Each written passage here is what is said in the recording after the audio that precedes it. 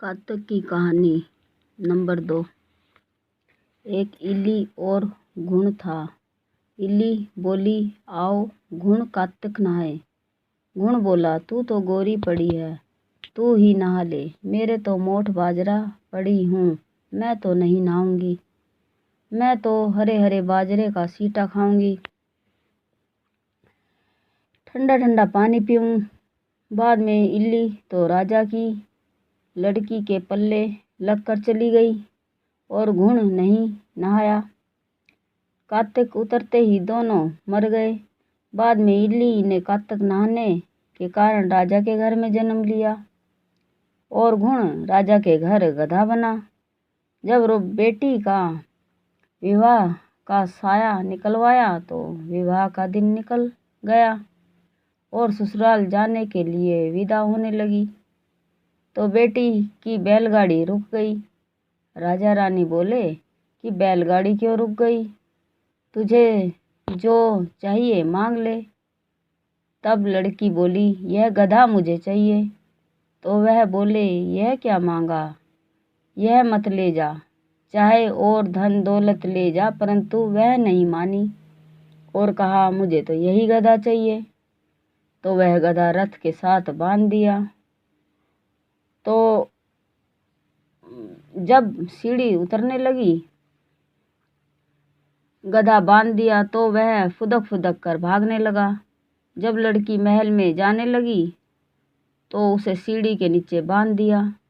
जब सीढ़ी उतरने लगी तो गधे ने कहा कि हे सुंदरी, हे लड़की, थोड़ा पानी पिला दो। तब उसने पहले कहा कि आ नहा ले।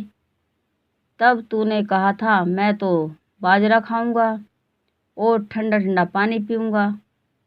तो आपस की यह बात देवरानी जिठानी ने देख लिया तो देवर के सिखा दिया कि तू क्या जादूगरनी लाया है जो जानवरों से बात कर रही है। वह बोला, कान सुनी नहीं मानता, आंखों से देखूंगा मानूंगा। दूसरे दिन वह छिप कर बैठ गया और देखा कि रानी महल से नीचे उतरी तो गधा फिर वही बात बोला। तो रानी ने जवाब दिया।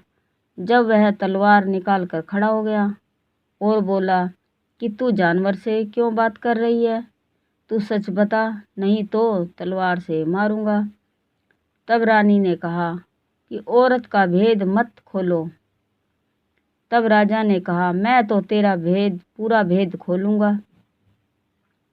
तब रानी ने कहा कि पिछले जन्म में मैं तो इल्ली थी और यह घुन था। तब मैंने कहा, आ घुन कातक नहाए, तो यह नहाया नहीं, जिससे यह गधा बन गया और मैं राजा के पल्ले लगकर नहाई तो राजा के घर जन्म लिया। इसीलिए मैं पिछली बात कर रही थी। यह बात सुनकर राजा ने कहा कि कातक नहाने से इतना फल है। तो रानी ने कहा, हाँ, कि कातक के नहाने से मैं तो आपके घर राजपाट कर रही हूँ, राजठाट कर रही हूँ। तब राजा ने कहा कि इतना फल है तो हम दोनों जोड़े से नहाएंगे और बहुत दान पुण्य करेंगे, जिससे आगे हमें और ज़्यादा सुख मिलेगा। दोनों जने कातक नहाने लगे तो राजा के घर में बहुत धन संपत्ति हो गई। हे कातक महाराज, जैसा इल्ली को सुख दिया वैसा सबको दे, जैसा घुन को दिया वैसा किसी को ना दे। जय सत्यनारायण भगवान की जय हो, जय श्री कृष्ण भगवान की जय हो, कातक महाराज की जय।